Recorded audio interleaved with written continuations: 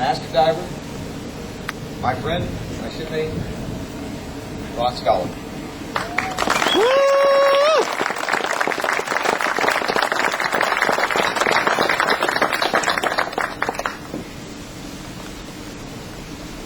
There's a bet out there right now.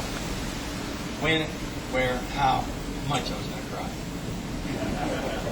Two things. Two things make me cry. My family.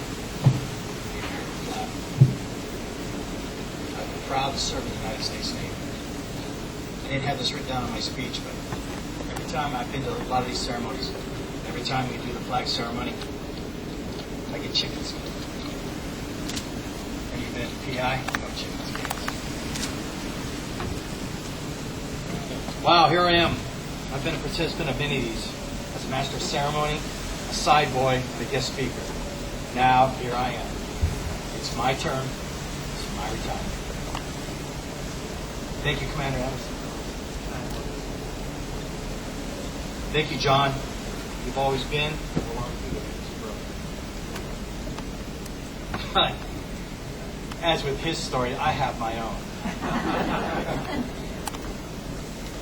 In the Navy, it always begins with, so there we were. 60 feet on the bottom of the ocean off the coast of Hawaii. If you really notice that when we talk about my career and John's career, either I was going where he was or he was going where I was. It was always been on those tropical islands. Doesn't get any better than that. So there we were, off the coast of Hawaii conducting dangerous diver training.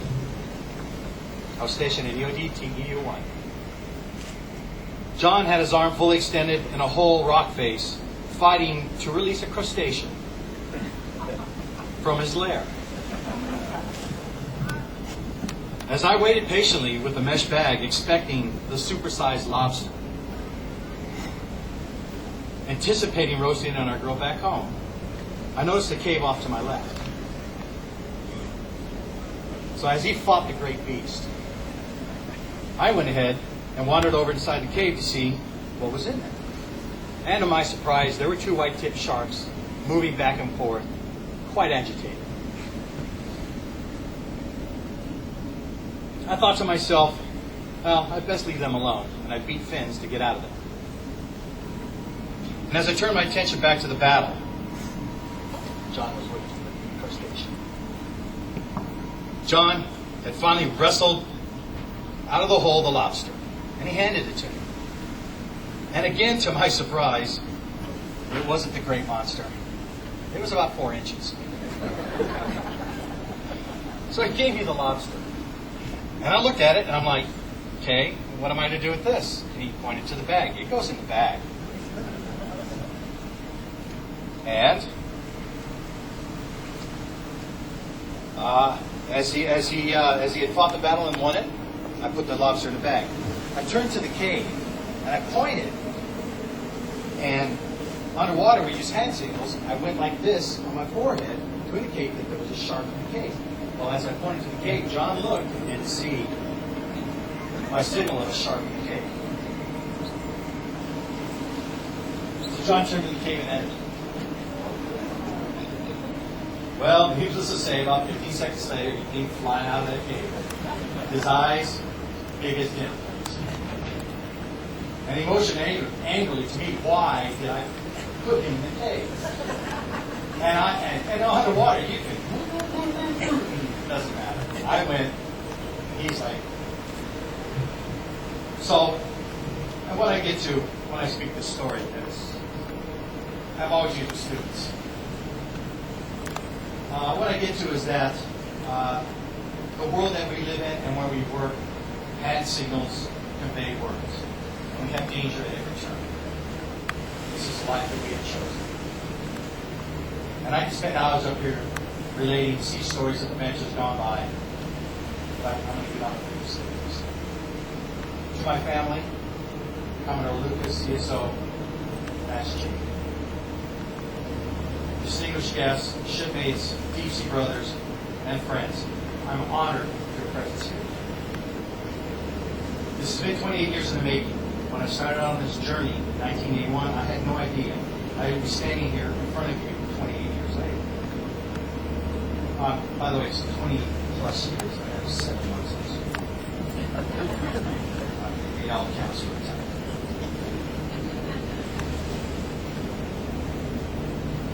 Awesome. Okay. I've accomplished more than I thought possible, and have seen things no one could have seen unless they were in my shoes or my face. Maybe it's given me the opportunity to be the best I can be, but I've embraced it and will walk away knowing I have been my best. It's been one hell of a ride. Yes, it's been a ride, not a job. As a Navy diver for the last 27 years, I've experienced many things that only a diver could see. Like a Los Angeles class submarine. John, you remember this. Going over the top of us in the middle of Pearl Harbor and not expecting it.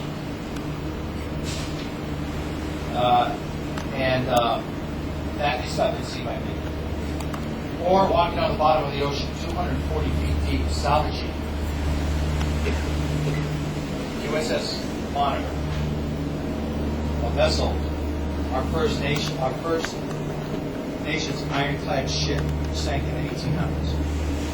Or diving on the USS Arizona, conducting a survey and feeling the sorrow of so many lives lost in one fell swoop. And while there are countless experiences and great sea stories of exotic ports, as well as hardships of being away from my family, I have loved what I've been doing for the past 28 years. I have worked for and with a highly trained professional group of men and women, and have enjoyed the work and the camaraderie we have all shared.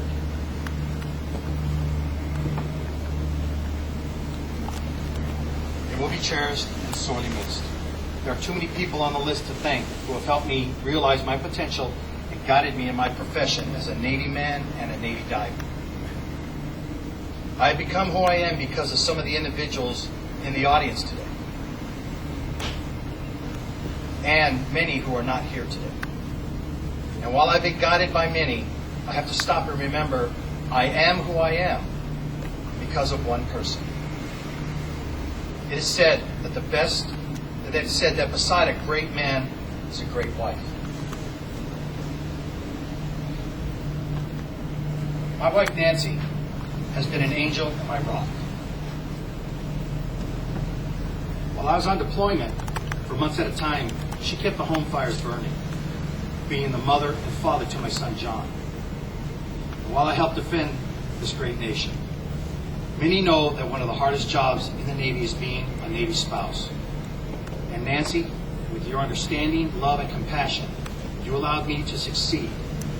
And I believe that without you, I would not be here today. I love you. Thank you for standing by my side. Woo!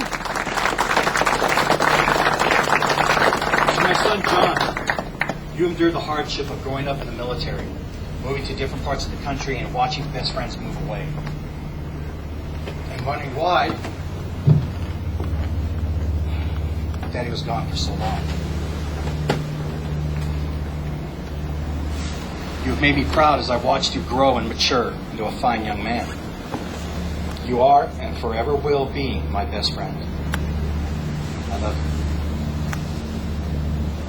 you. To my sister Stacy Michelle, thank you for being here on this special day. And to my sister Robin, my brother Craig, who could not be here today, and you, I love